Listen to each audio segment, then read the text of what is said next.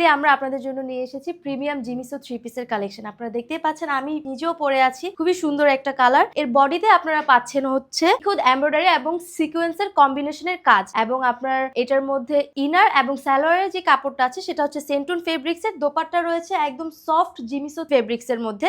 আপনার দোপাট্টাতেও কিছু সিকোয়েন্সের কাজ করা আছে, লাইক এমব্রয়ডারি এবং সিকোয়েন্সের কম্বিনেশনের কাজ করা আছে প্রত্যেকটি পোর্শনে। নিক পোর্শনেও অনেক সুন্দর করে একটি কাজ রয়েছে এবং আমাদের হাতার পোর্শনেও কিন্তু কিছু কাজ রয়েছে।